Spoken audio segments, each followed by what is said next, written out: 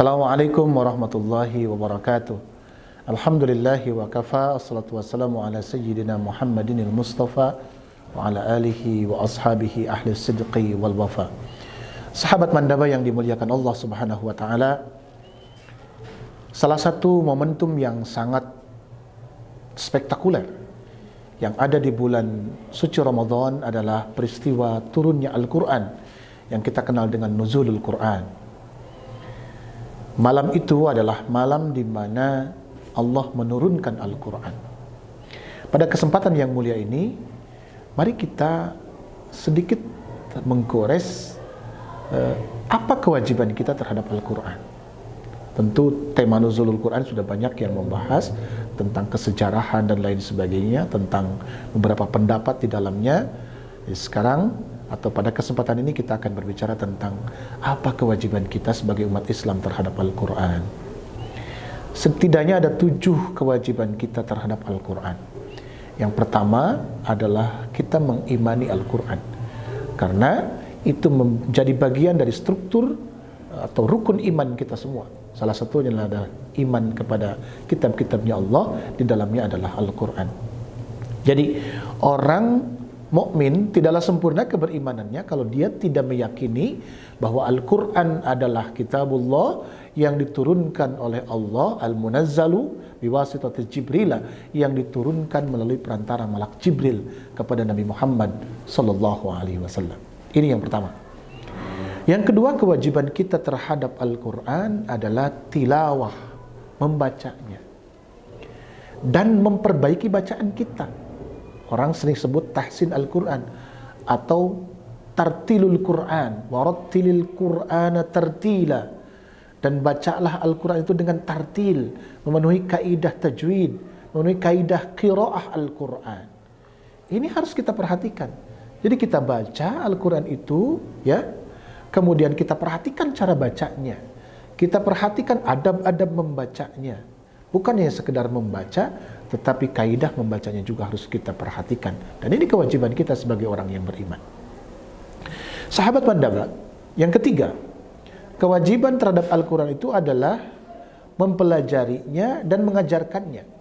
Dalam satu hadis Rasulullah mengatakan, khairukum man ta'allamal Qur'an wa 'allamahu. Sebaik-baiknya engkau, sebaik-baiknya kalian adalah orang yang mempelajari Al-Quran dan mengajarkan Al-Quran. Jangan asik masuk dengan kemampuan kita mempelajari Al-Quran, karena ada kewajiban berikutnya adalah mengajarkannya. Jangan merasa nyaman karena kita sudah mempelajari Al-Quran, karena ada kewajiban berikutnya, mengajarkan kembali kepada orang lain tentang apa yang sudah kita ketahui dari Al-Quran. Ini yang ketiga. Yang keempat adalah tahfidul Quran, menghafal Al-Quran. Kita sudah sangat mengenal bahwa Allah itu mempunyai keluarga, Ahlullah. Lalu Rasulullah tanya, siapakah keluarga Allah itu? Merekalah huffadul Quran, merekalah para penghafal Al-Quran. Itulah yang disebut dengan keluarganya Allah. Ini tentunya bukan makna keluarga dalam konteks family yang biasa kita kenal, tetapi ini adalah sebuah afirmasi, sebuah sematan, sebuah gelar kehormatan kepada orang yang menghafal Al-Quran itu dengan disebut Ahlullah, keluarganya Allah. Selanjutnya, sahabat Mandaba yang dimuliakan Allah, kewajiban kita adalah tadabbur Al-Quran. Artinya mempelajari Al-Quran, menelaah Al-Quran. Lebih baik yang kita baca itu hanya seayat, tapi kita pelajari maknanya, pelajari terjemahnya, pelajari tafsirnya, diambil intisarinya, dilaksanakan dalam kehidupan sehari-hari. Itu jauh lebih baik tentunya dibandingkan hanya mengejar-ngejar, kita ingin sampai 2 juz, 3 juz dan sebagainya, apalagi di bulan suci Ramadan ini. Jadi pastikan bahwa setiap ayat yang kita baca kita melakukan tadabbur terhadapnya, sehingga kita bisa menarik benang merah pesan besar dari ayat yang kita baca. Ini yang kelima. Yang keenam adalah mendakwahkannya.